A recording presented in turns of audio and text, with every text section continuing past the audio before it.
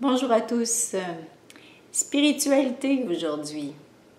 Alors, où en êtes-vous par rapport à la spiritualité? Qu'est-ce que ça veut dire pour vous? Est-ce que la spiritualité est encore associée avec la religion? Est-ce que la spiritualité pour vous est un point de départ ou bien plutôt un point d'arrivée?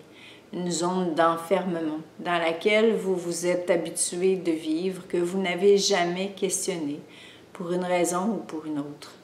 Le Dalai Lama disait bien, et ça m'a fait vraiment chaud au cœur de l'entendre, que la spiritualité est un moyen et non une finalité. C'est un moyen qui nous permet de s'accrocher après quelque chose, peu importe le nom qu'on y donne. C'est donc quelque chose qui est universel pour nous permettre de se rapprocher de ce qu'on est de plus beau et de plus grand, pour nous permettre de devenir la plus belle version de nous. Et évidemment, l'homme en a fait quelque chose de plus hermétique, quelque chose dans quoi les paramètres, les programmations du bien et du mal se sont installés. Un aspect avec lequel on peut se donner raison, se comparer, bref, tout ce qui est en lien avec le mental. On a même entendu que si on faisait telle ou telle chose, on allait perdre notre âme. On a entendu aussi que si on faisait telle ou telle chose, on allait aller au ciel. Ou si on faisait une erreur qui est qualifiée comme telle ici, plutôt qu'un apprentissage, eh bien qu'on allait aller en enfer. Donc voici à peu près les exemples qui font en sorte que le sujet de la spiritualité est difficile à aborder sous un angle ouvert et riche en possibilités. Je me souviens d'une conversation que j'avais eue avec mon fils une fois qui se disait athée. Et je lui ai demandé « Pourquoi te décris-tu athée ?» Et il me répond « Parce que ce qui existe actuellement comme croyance ne me convient pas. » Donc je lui ai demandé « Qu'est-ce que toi tu définis comme étant la spiritualité ?» Et il me dit « Eh bien, je suis certain qu'il existe quelque chose de plus grand que moi. Je le sais intuitivement et j'y crois. Je m'y rallie, mais je n'ai pas besoin de savoir que ça s'appelle X ou telle chose.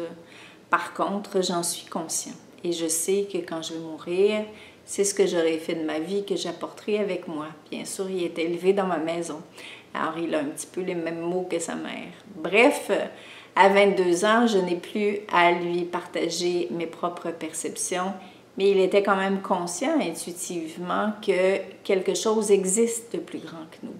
Et non seulement qu'il était conscient, mais il avait envie d'y croire et de l'intégrer dans sa vie.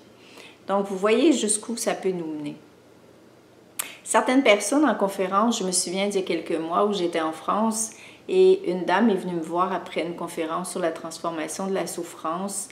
Et elle me disait, je vous ai entendu l'année passée, vous avez parlé de spiritualité et j'ai pas accroché, ça m'a dérangé. Et pourtant, cette année, je reviens et j'ai besoin de sentir que je peux m'accrocher après quelque chose. Mais je sais pas après quoi m'accrocher parce que ce qui existe ne me convient pas. Alors, je vous donne l'exemple que je donnais aux personnes en fin de vie. Si aujourd'hui, vous étiez en mesure d'inventer la spiritualité, qu'est-ce que ce serait pour vous? Et c'est bizarre parce que les gens font « Ah non, mais j'ai pas le droit de faire ça. » Eh bien oui, parce qu'on est Dieu, on est amour, on est plus grand que soi. L'univers, c'est nous, c'est en nous. Nous sommes partie prenante de l'univers. Alors le but, c'est qu'on le redéfinisse pour que ça nous parle. Redéfinissons la notion de spiritualité pour que ce soit quelque chose de puissant, que ce soit quelque chose de lumineux, que ce soit quelque chose qui soit inconditionnel, sans jugement, disponible à tout moment quand on a besoin de s'accrocher, quand on a besoin de parler, de se confier. C'est ça la vraie spiritualité. Alors certaines personnes vont appeler ça le grand soleil. Eh bien c'est ça pour aujourd'hui, mais peut-être que ça peut changer de forme. En ce qui me concerne, j'aime appeler ça Dieu.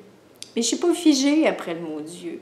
Parce que Dieu, pour moi, premièrement, ce n'est pas une personne. Dieu, c'est la forme d'amour la plus élevée qui puisse exister. Mais pour moi, c'est ça qui me convient. C'est ce qui fait que j'ai envie d'avancer avec une notion de spiritualité dans ma vie. Et certaines journées, Dieu, pour moi, c'est pas assez parce que ça va mal dans ma vie, parce que j'ai besoin de quelque chose de plus concret, parce que je suis incarnée sur Terre. Alors, qu'est-ce que je fais? J'habille cette énergie et je l'habille de quelque chose qui est significatif pour moi. Donc, je lui mets une grosse barbe, comme les sages qu'il y a sur les photos, assis au sommet d'une montagne avec la canne, la grande barbe, parce que pour moi, c'est représentatif de la sagesse. Donc, j'habille ma notion de plus grand que moi comme ça pour que ça m'apparaisse plus concret. Et je lui parle. Je dis, là, j'en ai marre, je comprends rien, montrez-moi, aidez-moi, protégez-moi, peu importe ce dont j'ai besoin. Alors, voyez-vous comment, quelque part, la spiritualité doit être souple pour nous parler et c'est à nous de l'adapter et non de convenir à quelque chose qui nous a été dit.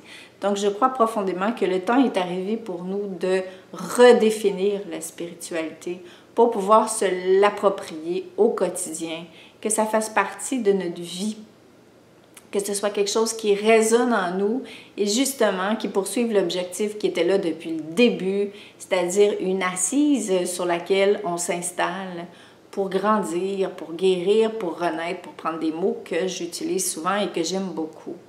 Alors, je pense que c'est très important. Et une amie à moi, Colette, qui se reconnaîtra très certainement, a un jour dit à la blague en formation, « Eh bien, pour moi, ça s'appelle PGM. » Plus grand que moi, la spiritualité. Voyez-vous? Et depuis, c'est devenu quelque chose, un langage qui est utilisé beaucoup dans la région de la Vendée, c'est-à-dire les gens disent « Ah, ok, je vais faire appel à PGM, je vais demander à PGM de m'accompagner, de m'aider, je vais redonner à PGM ce que je ne peux pas porter. » Donc, si cette terminologie vous parle, de toute façon, j'y reviendrai avec ce mot souvent parce que je l'aime beaucoup moi aussi.